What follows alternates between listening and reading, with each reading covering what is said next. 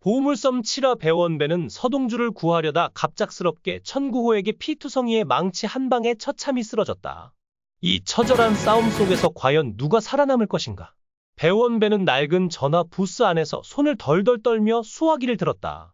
그의 이마에는 땀이 맺혀 있었고 숨소리는 불규칙했다. 서동주, 그를 구해야 해. 그는 중얼거리며 번호를 눌렀다.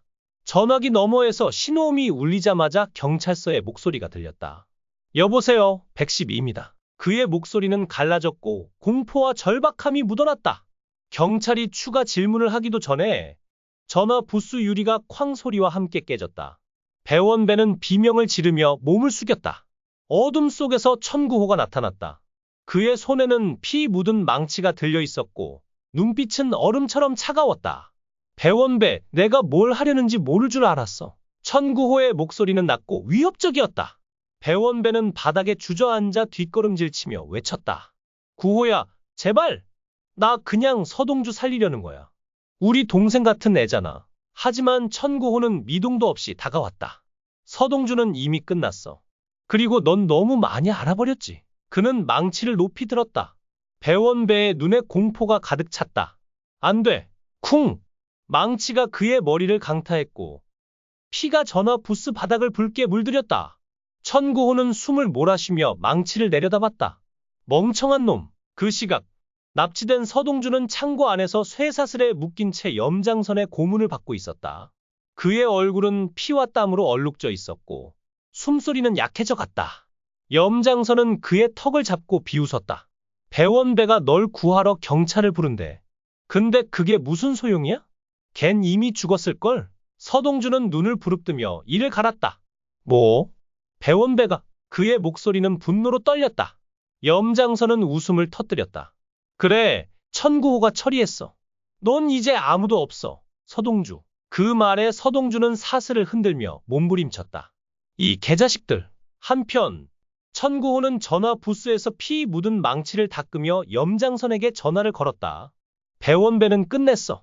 경찰이 오기 전에 처리한 거 확실해. 수화기 너머에서 염장선의 만족스러운 목소리가 들렸다. 좋아, 구호야. 이제 서동주만 입을 열면 돼.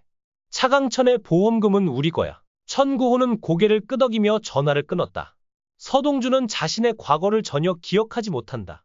하지만 그는 중요한 단서 하나를 가지고 있다.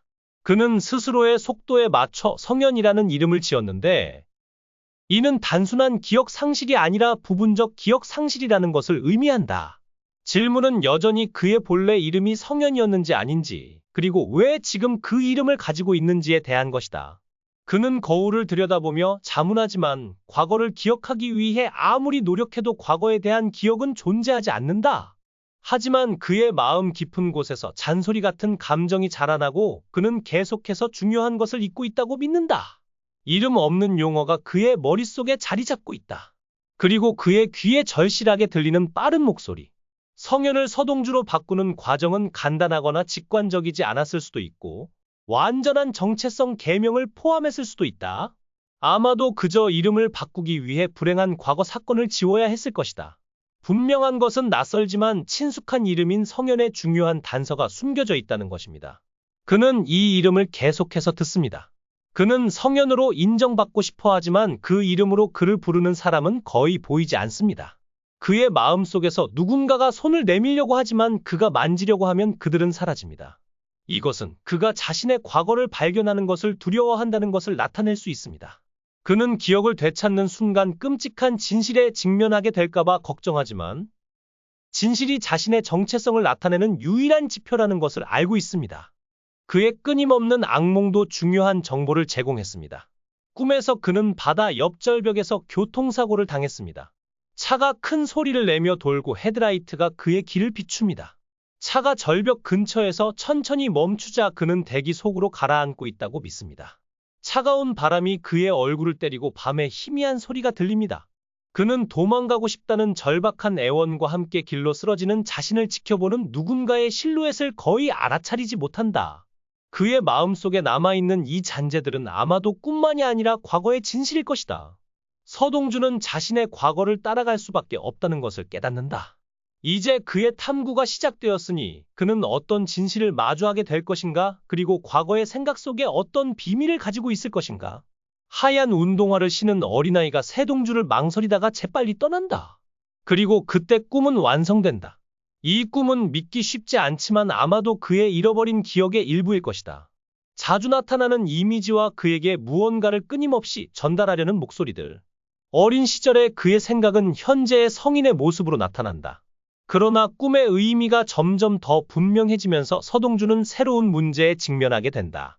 그 아이는 누구이며 그녀가 도망친 이유는 무엇일까? 이 시점에서 또 다른 개인이 드러난다. 수녀원에서 소리 없이 기도하는 수도사 아그네스. 흥미롭게도 그녀의 운명은 서동주의 언니 서연주와 똑같다. 그녀는 고요하고 조용한 모습을 보이지만 그녀의 눈은 깊은 슬픔과 확고한 결의로 가득 차 있다.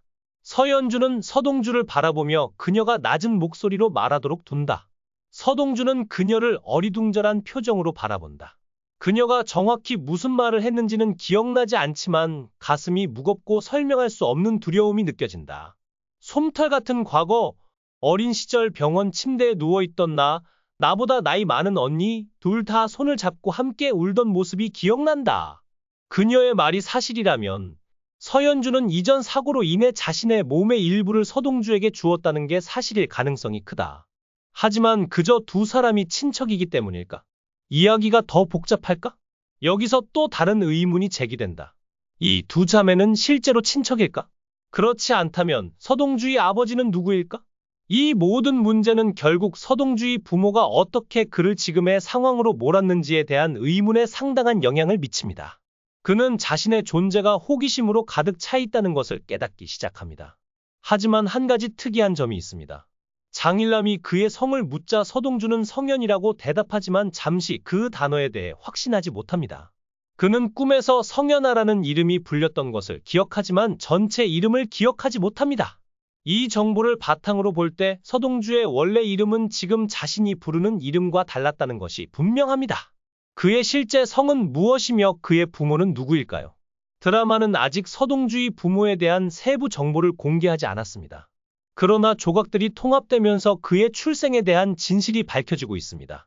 하지만 이 드라마의 주인공이 서동주인 만큼 그는 당연히 주요 등장인물들과 연관이 있다. 서동주는 자신이 누구인지 알아보기 위해 자신이 있었던 정장 브랜드 매장을 찾는다.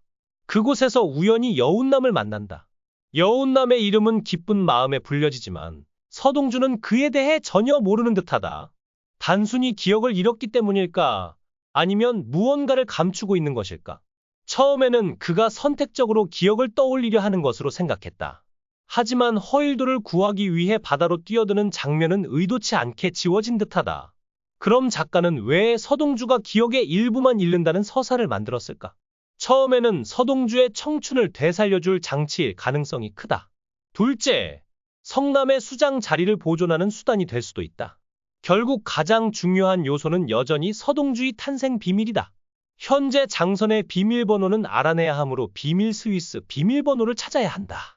그 결과 서동주를 제거하는 데 어려움을 겪게 된다. 또한 비서가 서동주의 이름을 보고 충격을 받았다는 내러티브가 드러났다. 결국 서동주는 기억을 잃고 과거를 되찾고 이 중대한 문제를 해결하고자 한다. 그렇지 않으면 염장선과 허일도는 서동주보다 더 절박한 상황에 처하게 된다.